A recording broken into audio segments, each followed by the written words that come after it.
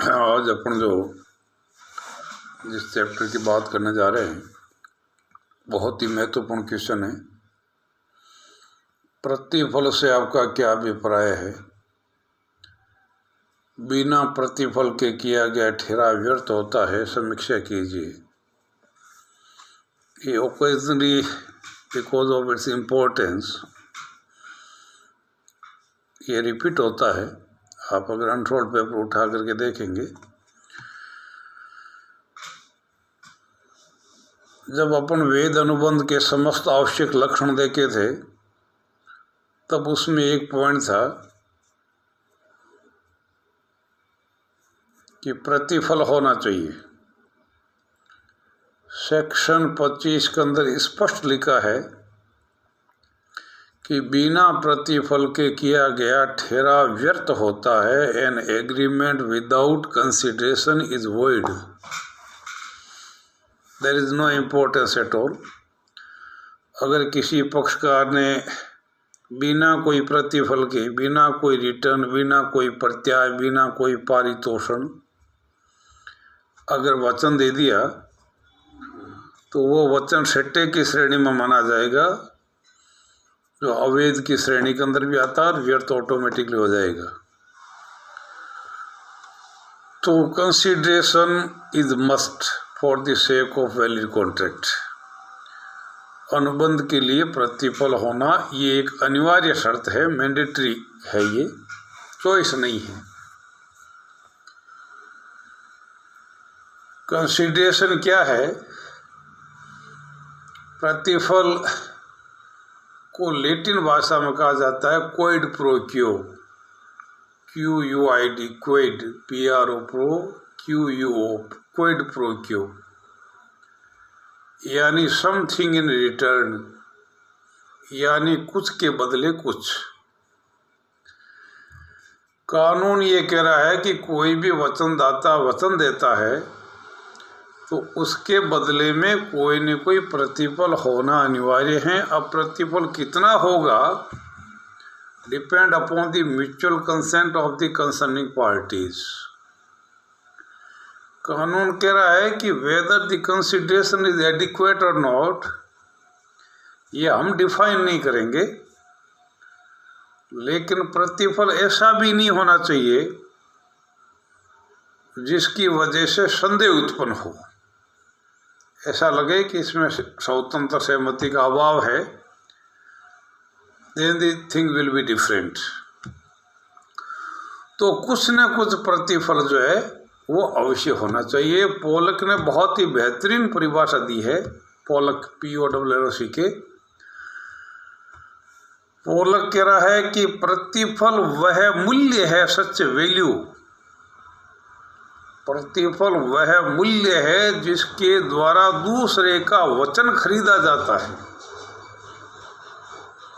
और इस प्रकार से खरीदा गया वचन राजनियम के द्वारा परिवर्तनीय होता है, परिवर्तनीय होता है। तो प्रतिफल में वो ताकत है जिसके द्वारा दूसरे की बात, दूसरे की प्रतिज्ञा, दूसरे का वचन खरीदा जाता है, और इस प्रकार से खरीदा गया वचन राजनियम के द्वारा परिवर्तनीय होता है। न्यायाधीश लस ये कह रहा है कि केवल प्रतिफल होना ही पर्याप्त नहीं है, प्रतिफल मूल्यवान होना चाहिए। It must be valuable in the eyes of law. कानून की नजरों में कीमती होना चाहिए। अब कीमती की क्या पहचान है? तो लस स्वयं कह रहा है कि राजनियम की दृष्टि में मूल्यवान प्रतिफल तब माना जाएगा जब उस प्रतिफल से किसी एक पक्षकार को कोई अधिकार, लाभ, हित या फायदा होता हो, तो दूसरे पक्षकार को कोई अहित, विरति, हानि या क्षति होती हो, तो वो मूल्यवान प्रतिफल है। एक आदमी ने 5,000 रुपये किसी दूसरे को दिए और दूसरे ने तथास्तु कहा, तो जो 5,000 रुपये जिसने दिए हैं उनके तो विरति हुई है, लेकिन जिसने तथास्तु कहा उसके कोई नुकसान नहीं हुआ, कोई क्षति नहीं हुई, कोई विरति नहीं हुई। तो कानून कह रहा है कि ये मूल्यवान प्रतिफल नहीं है। सेक्शन 2D के अंदर स्पष्ट रूप से परिभाषित किया है कि जब वचनदाता की इच्छा पर वचनग्रहीता ने या उसकी ओर से किसी अन्य व्यक्ति ने कोई कार्य किया हो, न किया हो, करता हो, न करता हो, करने या न करने का वचन देता हो, तो करना, विरति, न करना या वचन प्रतिज्ञा, उस वचन का जो वचनदाता ने दिया है उसका प्रतिफल कहलाता है। वचनदाता की इच्छा पर वचनग्रहीता ने या हज नहीं आवे तो किसी दूसरे व्यक्ति ऑन बिहाफ ऑफ प्रोमाइजी कोई कार्य किया हो या नहीं किया हो, भूतकाल की बात, करता हो या नहीं करता हो, वर्तमान की बात, करने या नहीं करने का वचन देता हो, भविष्यत काल की बात, तो करना, न करना, वचन देना, उस वचन का प्रतिफल कहलाता है। इस परिभाषा के आधार पर यदि हम पोस्टमार्टम करें, विवेचना करें, तो निम्नांकित बिंदु परिलक्षित होंगे। पहला पॉइंट है प्रतिफल वचनदाता की इच्छा पर होना चाहिए। वचनदाता क्या चाह रहा है, वचनदाता की क्या इच्छा है, उसके अनुरूप वचनग्रहीता को प्रतिफल देना होगा। यदि वचनदाता ये चाहता है कि भाई मेरे को जो है निकर बनानी है, तो वचनग्रहीता पेंट नहीं बना सकता, उसके अनुरूप अगर वो स्वीकृति देगा तब भी वो प्रतिफल माना जाएगा। दूसरा महत्वपूर्ण पॉइंट ये कि प्रतिफल से स्वयं वचनदाता को कोई फायदा हो ये कोई आवश्यक नहीं है, इट इज नॉट एसेंशियल। प्रतिफल से खुद को, वचनदाता को फायदा हो ये आवश्यक नहीं है, उसकी ओर से अगर किन्हीं दूसरे पक्षकारों को या समूह को भी अगर फायदा हो रहा हो तब भी वो प्रतिफल माना जाएगा। एक मोतीलाल पदमपत शुगर मिल बनाम यूपी सरकार के मामले में बहुत जोरदार केस हुआ। यूपी सरकार ने एक उद्घोषणा करी, डिक्लेरेशन दिया कि कोई भी व्यक्ति अमुक पर्टिकुलर एरिया के अंदर वनस्पति घी का कारखाना अगर खोलेगा तो अगले 3 वर्ष से उस उत्पाद को बिक्री कर से मुक्त रखा जाएगा, totally exempted from the sale tax up to the 3 years। उस वचन के आधार पर वचनग्रहीता ने अमुक स्थान पर वनस्पति घी का कारखाना खोल दिया, लेकिन यूपी सरकार ने जो है उस उत्पाद को टैक्स फ्री करने से इस आधार पर मना कर दिया कि इसमें प्रतिफल का अभाव है, हमें क्या फायदा हुआ, तुम्हें तो बिक्री कर से मुक्त हो गया, ये फायदा मिल गया। लेकिन जब मामला कोर्ट के अंदर गया तो कोर्ट ने ये निर्णय दिया कि आपकी प्रतिज्ञा के आधार पर अगर कोई भी जनता भी अगर बेनिफिशरीज होती है, उनको सस्ते के अंदर कोई चीज मिल रही है, तो आप प्रतिज्ञा की विभाज्यता का सिद्धांत, doctrine of the promissory estoppel, उसके आधार पर आप अपने वचन के निष्पादन के लिए उत्तरदायी होंगे। तीसरा बहुत ही महत्वपूर्ण पॉइंट है प्रतिफल वचनग्रहीता, प्रोमाइजी, वचनग्रहीता या उसकी ओर से किसी अन्य व्यक्ति के द्वारा भी दिया जा सकता है। वो भी वचनग्रहीता भी दे सकता है, वचनग्रहीता की ओर से अन्य व्यक्ति भी दे सकता है। थोड़ा ध्यान देंगे बातों पे। चिन्नैया बनाम रमैया, चिन्नैया बनाम रमैया, इसको आप दूसरे रूप में ऐसे समझना, एक्स और वाई बोथ आर सिस्टर्स, और जेड एक्स की बच्ची है, एक्स और वाई दोनों बहनें, जेड एक्स की सिस्टर है, तो जेड के वाई मौसी हो गई। वाई जो मौसी है जेड की, शी वाज हैंडीकैप्ड, वो अपंग थी, अपाइज थी, तो एक्स ने एक गिफ्ट डीड के माध्यम से पूरी की पूरी संपत्ति अपनी बेटी के नाम से कर दी, इस शर्त के साथ कि वो प्रतिवर्ष 653 रुपये मेरी बहन को जीवन निर्वाह के लिए, भरण पोषण के लिए भुगतान करती रहेगी।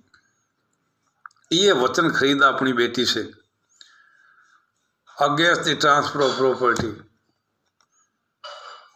बेटी सहमत हो गई, लेकिन कुछ समय के पश्चात उसने भुगतान करने से मना कर दिया। और मना करने के पीछे कारण ये था कि मेरे को मौसी की तरफ से कोई प्रतिफल नहीं मिला है, मैं वचन के निष्पादन के लिए बाध्य नहीं हूँ। तो न्यायालय ने यह निर्णय दिया कि प्रतिफल चाहे मौसी देवे या मौसी की ओर से किसी अन्य व्यक्ति देव से कोई फर्क नहीं पड़ेगा। तो पॉइंट ये बना कि प्रतिफल वचन ग्रहीता अथवा उसकी ओर से किसी अन्य व्यक्ति के द्वारा भी दिया जा सकता है। प्रतिफल किसी काम को करने के लिए भी हो सकता है, प्रतिफल किसी काम को न करने के लिए भी हो सकता है। करना भी हो सकता है और न करना भी हो सकता है। एक्स और वाई के बीच में कोई विवाद हो गया, वाई व्यक्ति आर्बिट्रेरी एक्ट के तहत जो है वो पंच निर्णय के लिए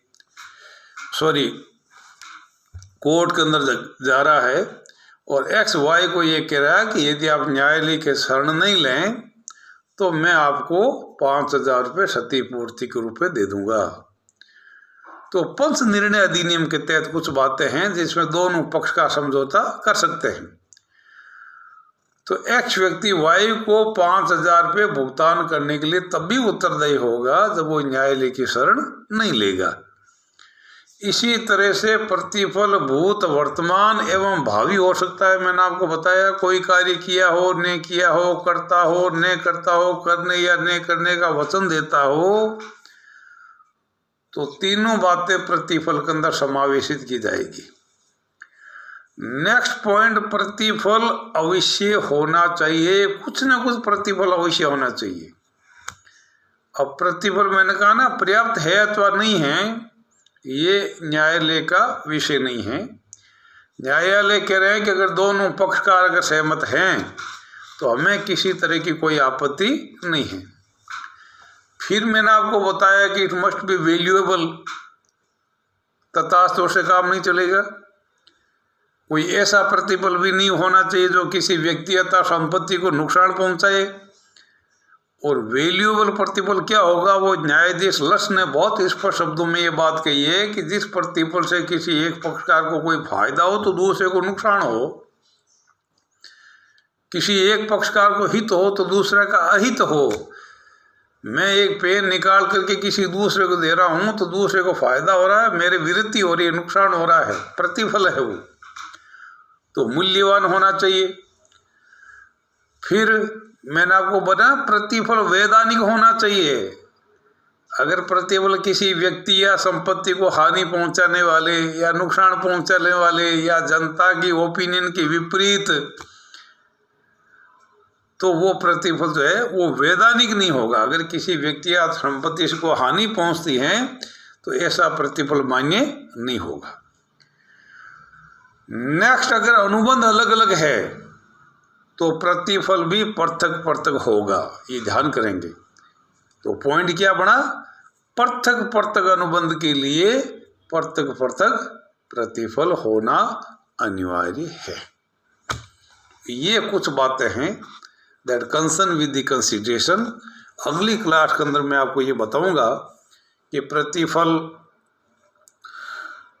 बिना प्रतिफल के किया गया ठहराव व्यर्थ होता है, इसकी अपन समीक्षा करेंगे।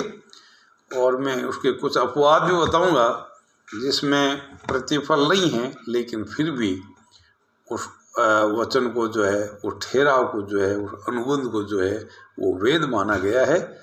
तब भी अपने इस बात को कंफर्म कर पाएंगे कि बिना प्रतिफल के किया गया ठहराव व्यर्थ होता है। विवेचना कीजिए। तो नियम तो सेक्शन 25 के अंदर मैंने आपको बता दिया, इट इज़ एसेंशियल, लेकिन there are so many exceptions, कुछ अपवाद है जिसके आधार पर हम इस चीज़ को इंश्योर करेंगे